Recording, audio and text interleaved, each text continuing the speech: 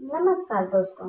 आज हम जानेंगे झाड़ू से जुड़ी बहुत सारी वास्तुशास्त्र की बातें। झाड़ू हमें कैसे रखना चाहिए, कैसे लगाना चाहिए, झाड़ू किस दिन खरीदना चाहिए, किस दिन झाड़ू फेंकना चाहिए और धन घर में आने से और झाड़ू रखने के क्या नियम होते हैं, आज हम यह सब बताएंगे। वैसे शास्त्रों में झाड़ू को पूजनीय बताया गया है। घर की साफ सफाई के लिए इस्तेमाल होने वाली झाड़ू को लोग भले ही एक वस्तु मानते होंगे, लेकिन इसका संबंध सुख समृद्धि से जुड़ा है। यही कारण है कि धनतेरस के दिन साल में एक बार झाड़ू की पूजा जरूर की जाती है। लोग बाग झाड़ू को एक समान चीज मान लेते हैं कि घर साफ करने के लिए एक वस्तु है, लेकिन यह एक वस्तु नहीं है। अगर झाड़ू का हम सही तरीके से इस्तेमाल नहीं करते हैं तो माता लक्ष्मी नाराज हो जाती हैं और घर की बरकत रुक जाती है।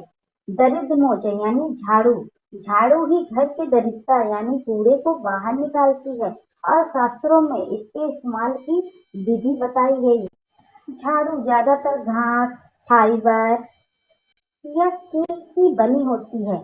घर की साफ सफाई के इस्तेमाल में होने वाली झाड़ू को लोग भले ही एक चीज समझकर कहीं भी रख देते हैं, पैर मार देते हैं, लेकिन ऐसा नहीं करना चाहिए। इसका संबंध हमारी सुख समृद्धि से जुड़ा है। यही कारण है कि झाड़ू को लक्ष्मी का भी रूप मानते हैं। झाड़ू में होता है धन देवी का वास। इसके बारे में पहले बात करते हैं। दरिद्र मोचन झाड़ू को दरिद्र मोचन के नाम से भी बोला जाता है। घरों में सुख समृद्धि का मार्ग प्रदर्शित करती है, क्योंकि हिंदू मान्यताओं के अनुसार जिस घर में साफ सफाई नहीं होती है उस घर में लक्ष्मी जी का वास कभी भी नहीं होता है। घर को हमेशा साफ सुथरा बनाने के लिए दरिद्र मोचन यानी झाड़ू का इस्तेमाल हमें करना चाहिए और माता लक्ष्मी का उस घर में प्रवेश बना रहता है जिस घर में साफ सफाई रहती है। तो साफ कौन करता है? झाड़ू। यानी कि झाड़ू का संबंध हमारी किससे है? लक्ष्मी माता से है। अगर हम घर साफ नहीं रखेंगे तो लक्ष्मी माता नहीं आएंगी। धार्मिक मान्यता है कि पहले के दुकानदार जो थे सूर्यास्त होने और सप्ताह में 2 दिन यानी रविवार और मंगलवार को झाड़ू भी नहीं बेचते थे, क्योंकि इस दिन झाड़ू बेचने से भी दुकानदारों की दुकानों में बरकत नहीं होती थी। तो नियम के अनुसार झाड़ू हमें रविवार और मंगलवार को खरीदना भी नहीं चाहिए। धार्मिक ग्रंथों में दरिद्र मोचन यानी झाड़ू का वर्णन कनक धारा स्त्रोत और श्री सूक्त धारा स्त्रोत में उल्लेख मिलता है। कहा जाता है कि अगर किसी व्यक्ति का दरिद्रता पीछा नहीं छोड़ रही है तो उनको श्री सूक्त कनक धारा स्त्रोत का पाठ करना चाहिए। इससे उनकी दरिद्रता संपूर्ण नष्ट हो जाती है।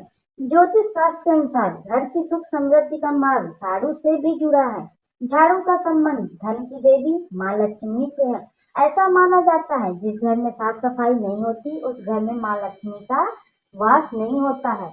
झाड़ू किस दिन नहीं खरीदनी चाहिए? पाचक में झाड़ू बिल्कुल न खरीदें। धार्मिक मान्यताओं के अनुसार जब पाचक चल रहा हो तो झाड़ू का खरीदना वर्जित माना गया है। धर्म गुरुओं के अनुसार पाचक का समय अशुभ माना गया है, जिस दौरान किसी भी शुभ कार्य को करना पूर्ण नहीं माना जाता है।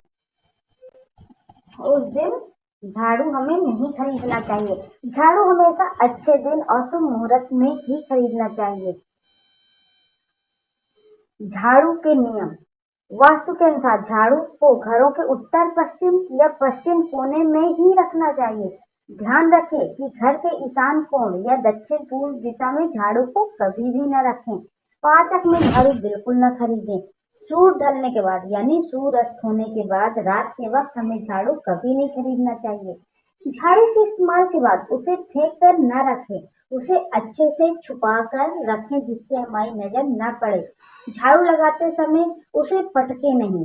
जैसे लोग बाग झाड़ू लगाया उठा के पटक दिए, ऐसा बिल्कुल नहीं करना चाहिए। झाड़ू को कभी खड़ा करके नहीं रखना चाहिए, उसे हमेशा लिटाकर ही रखना चाहिए।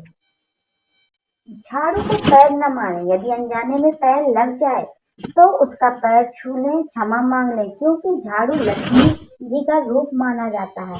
तो अगर हम उस पे पैर मार रहे हैं यानी हम अपने घर की में पैर मार रहे हैं, इसलिए झाड़ू को हमेशा छुपा के, जैसे हम अपना धन छुपा के रखते हैं, किसी को नहीं दिखाते, उसी तरह झाड़ू को भी हमेशा इस्तेमाल करने के बाद उसे छुपा कर ही रखना चाहिए, किसी की नजर नहीं पड़नी चाहिए। झाड़ू को कभी खुली जगह में नहीं रखना चाहिए, इससे हमारे घर की जो पॉजिटिव एनर्जी होती है, यानी कि ऊर्जा होती है, वो खत्म हो जाती है। झाड़ू को हमेशा छुपा के बेड के नीचे या कहीं कोने में, जहां हमारी नजर या किसी